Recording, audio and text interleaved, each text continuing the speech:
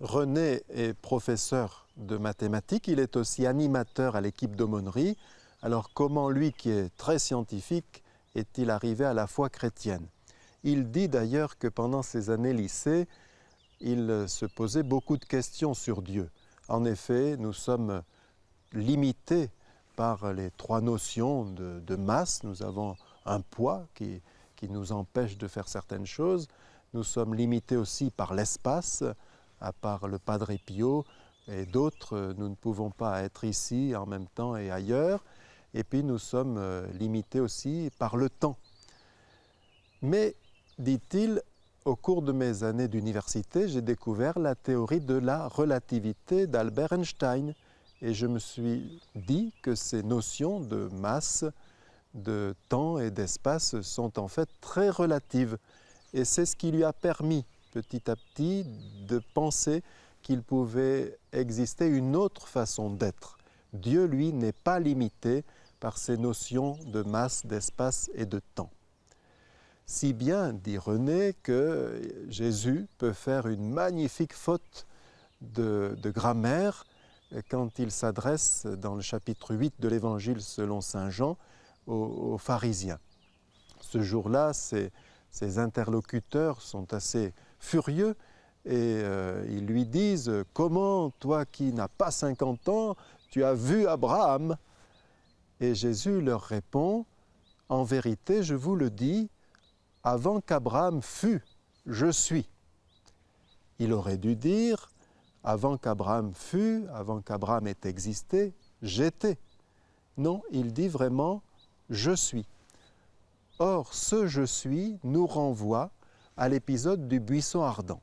Rappelez-vous, nous sommes au chapitre 3 du livre de l'Exode.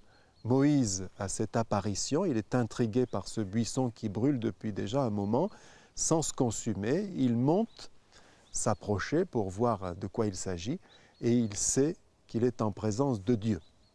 Dieu lui dit qu'il lui confie la mission d'aller trouver les Hébreux pour les faire sortir d'Égypte et les emmener en terre promise. Moïse hésite. Et comme il est très habile, il dit « Alors c'est ça, je vais aller leur dire qu'il faut partir d'Égypte. » Et ils vont me dire « Qui est-ce qui te l'a dit? Qui t'envoie? Il faut que tu me dises ton nom. » Et Dieu, à ce moment-là, dit ce qu'on appelle le tétragramme, c'est-à-dire 4 consonnes imprononçables, qu'en français nous prononçons Yahvé, mais qui s'écrivent Y-H-W-H. Quand nous trouvons ce tétragramme dans la Bible, il est recommandé de le remplacer, comme nos frères hébreux, par Adonai, le Seigneur. Alors, que veut dire ce mot? Parce qu'il y a après l'explication. On peut traduire de différentes façons. D'abord, je suis qui je suis, comme une fin de non-recevoir. Qui es-tu? Pour essayer de chercher qui je suis, je serai toujours au-delà de tes pensées, au-delà de ton raisonnement. C'est ce qu'on appelle la transcendance de Dieu, que la Bible appelle le Kadosh. Dieu est le Saint, c'est-à-dire littéralement le séparé. Il est séparé de ses créatures qui pourtant se rapportent toutes à son existence quant à leur être et toutes à son excellence quant à leur bonté. Voilà, première traduction, je suis qui je suis. On peut aussi traduire par « je suis celui qui est ». Nous, pour parler de nous, nous sommes obligés d'employer le passé, le présent, le futur. Nous n'étions pas, puis un jour nous avons été petits bébés, nous avons été adolescents, nous sommes adultes. Si Dieu veut, nous serons plus âgés, et puis un jour nous ne serons plus. Tandis que le Seigneur, pour parler de lui, il dit « je suis ». Pour lui, tout le temps est un éternel présent. Il est contemporain de toute l'histoire humaine. Quelquefois, les jeunes me disent « alors d'accord, nous avons été créés par Dieu, nous sommes créés continuellement par Dieu. Mais Dieu, qui l'a créé lui ?» Alors je m'amuse en leur disant « eh bien c'est Super Dieu ». Ah oui, mais qui c'est qui a créé Super Dieu? Ben, c'est Super Dieu. Ah oui, mais qui c'est qui a créé Super Dieu? eh bien c'est super, super, super, super Dieu. Et vous pouvez continuer comme ça à l'infini. Le mieux est de dire que Dieu n'est pas créé, c'est le propre de Dieu d'exister. Et même le terme exister est impropre puisqu'il veut dire sortir de. Dieu est. Voilà. Une autre façon de traduire, c'est « je suis qui je serai ». Ce qui signifie, eh bien, chemine avec moi. Je ne peux me révéler que dans un cheminement. Si tu persévères avec moi, si tu es fidèle, alors petit à petit, tu me connaîtras. Parce qu'évidemment, il ne s'agit pas d'une connaissance intellectuelle, mais plutôt d'une amitié.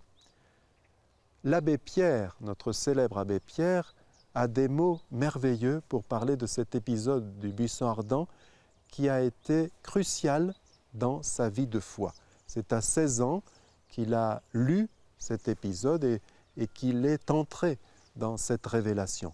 Il dit « Tout ce qu'on ajoute après « il est », eh bien, rapetisse Dieu. Il est quoi? Une force cosmique, un objet, une idole, une théorie, une doctrine. Voyez, tout le rapetisse. Il n'y a que quand on dit « il est l'amour », la révélation dans la première lettre de Saint Jean, Dieu est amour, c'est que lorsque nous disons qu'il est amour, que ce qualificatif ne le rapetisse pas. Et l'abbé Pierre fait remarquer que c'est comme lorsque des amoureux se parlent, tant qu'ils se disent « je t'aime beaucoup »,« je t'aime à la folie »,« je t'aime passionnément », c'est encore beaucoup moins que « je t'aime » tout court. Je t'aime sans condition, je t'aime, point. Je suis tout là dans ce « je t'aime ». Alors, Dieu se révèle. Pourquoi faire? Que fait-il? Alors c'est assez paradoxal et c'est ce qui est intéressant. Il dit « je suis descendu pour vous délivrer ». Et comment nous délivre-t-il? En nous faisant passer 40 ans dans le désert pour nous apprendre les commandements. Alors là, pensons à ce que disait le cardinal Jean-Marie Lustiger dans le livre interview « Le choix de Dieu ».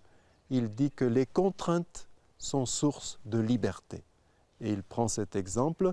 Prenez le béton armé, il n'y a pas de contrainte, il suffit de mettre les bonnes tiges de ferraille, il suffit de mettre du béton à la bonne pression, bien dosé, et vous pouvez construire tout ce que vous voulez, mais du coup vous construisez des monstruosités inhumaines qu'il faut souvent détruire quelques années plus tard. Alors que lorsque le peintre est limité par la dimension de sa toile, lorsque le sculpteur est limité par son morceau de bois, lorsque le maçon est limité par la résistance de la pierre, eh bien, tous créent des chefs-d'œuvre.